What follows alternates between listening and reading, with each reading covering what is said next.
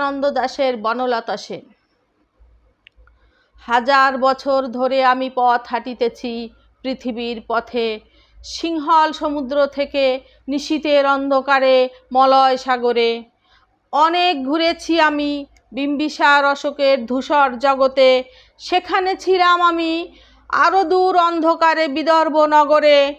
আমি ক্লান্ত প্রাণ এক, চারিদিকে জীবনের সমুদ্র সফেন, আমারে দুদণ্ড শান্তি দিয়েছিল নাটোরের বনলতা সেন। চুল তার কবেকার অন্ধকার বিদিশার নিশা, মুখ তার শ্রাবস্তির কারুকার্য, অতি দূর সমুদ্রের পথ হাল ভেঙে যে নাবিক হারায়েছে দিশা। সবুজ ঘাসের দেশ যখন সে চোখে দেখে দারুচিনি দ্বীপের ভিতর, তেমনি দেখেছি তারে অন্ধকারে। বলেছে সে এতদিন কোথায় ছিলেন, পাখির নীড়ের মতো চোখ তুলে নাটোরের বনলতা সেন।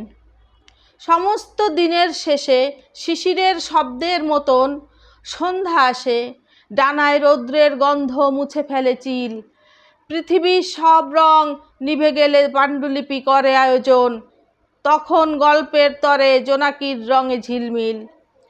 সব পাখি ঘরে আসে, সব নদী ফুরায় এ জীবনের সব লেনদেন, থাকে শুধু অন্ধকার মুখোমুখি বসিবার বনলতা সেন। ধন্যবাদ।